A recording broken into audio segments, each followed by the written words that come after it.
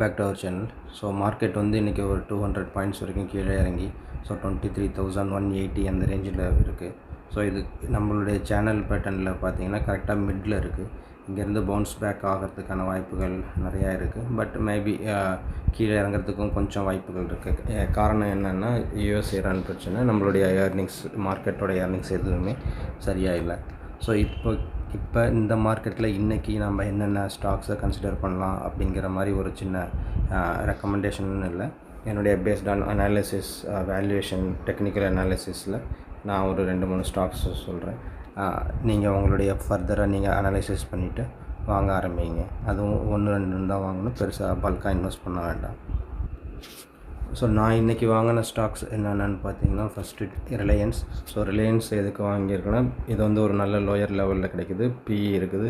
இப்பொழுதைக்கு ரிலையன்ஸில் ஏகப்பட்ட பிரச்சனைகள் இருக்குது, ஆயில் க்ரைசிஸ் இருக்குது. ஸோ இதுதான் கரெக்ட் டைம் அப்படின்ற மாதிரி நான் நினச்சி ஒரு ரெண்டு குவான்டிட்டி ஆட் பண்ணியிருக்கேன். அதே மாதிரி டிசிஎஸ். ஸோ டிசிஎஸ் வந்து ஏஐ டிஸ்ரப்ஷன்லனால இதுக்கு நிறையா ப்ராப்ளம் வரும் அப்படிங்கிற மாதிரி எல்லோரும் எதிர்பார்க்குறாங்க. பட் இந்த லெவல் மீண்டும் கிடைக்குமா, இல்லை இதுலேருந்து கீழே போனாலும் நான் வாங்கிறதுக்கு ரெடியாக இருக்கேன். இது ஒரு நல்ல லெவல் 2150 வாங்கியிருக்கேன் ஒரு 2 ஷேரு. ஸோ ஐடிபிஎஸ் ஏற்கனவே எஸ்ஐபி போய்கிட்டு இருக்குது, அது அப்படியே போயிடுச்சு. ஸோ ஜூனியர் பீஸும் எஸ்ஐபியில் இருக்கிறது அது அப்படியே போய்கிட்டு இருக்குது. ஸோ விகார்டு ஏன் வாங்கினேன்னா, விகார்டு வந்து ஹை வேல்யூவேஷன் இருக்கிற கம்பெனி. பட் இது வந்து என்னுடைய ஆவரேஜ் ப்ரைஸுக்கு கீழே போனதுனால நான் வாங்கியிருக்கேன். பட் இது I am not recommending it. இன்னும் கொஞ்சம் நாள் ஆகணும் விகார்டு வரத்துக்கு. ஸோ எஃப்எம்சிஜி செக்டரில் பார்த்திங்கன்னா ஐடிசி வந்து நல்ல வேல்யூவேஷனில் இருக்குது, நல்ல டிவிடெண்ட் கொடுப்பாங்க, ப்ரொஃபஷ்னலி மேனேஜ்டு கம்பெனி. இது வந்து ஒரு டொபாக்கோ பிஸ்னஸ் இருக்குது, நிறைய பிஸ்னஸ் உள்ளார இருக்குது. இது எல்லாமே உங்களுக்கு தெரிஞ்சது தான். பட் இந்த லெவலில் வாங்கிறது தான் கரெக்டான இதுன்னு நினைக்கிறேன்.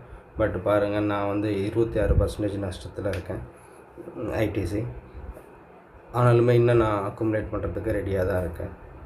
ஸோ 270-170 போனாலும் கண்டினியூஸாக வாங்கிக்கிட்டே இருக்கணும். என்னுடைய டார்கெட்டை வந்து இதில் வந்து ஒரு 4 லட்சமாவது பில்ட் பண்ணிடணும் இன்னும் ஒரு 5-6 வருஷத்தில் அப்படிங்கிறது தான் என்னுடையது. இப்போதைக்கு ஒரு 50,000 இருக்குது.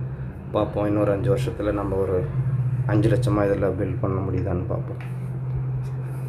ஸோ இது நான் இன்வெஸ்ட் பண்ணுறது எல்லாமே வெரி லாங் டேர்ம், ஒரு 10 வருஷம் 15 வருஷன்ற பீரியடில் நான் எதுவுமே விற்க போகிறதில்ல. ஸோ அந்த மாதிரி கம்பெனி தான் நான் பார்த்து வாங்குகிறேன்.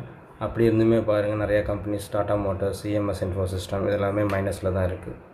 ஸோ நீங்கள் எதாக இருந்தாலும் உங்களுடைய ரிஜிஸ்டர்ட் இன்வெஸ்ட்மெண்ட் அட்வைஸரை கேட்டுட்டு வாங்க ஆரம்பிங்க. தேங்க்ஸ் ஃபார் வாட்சிங்.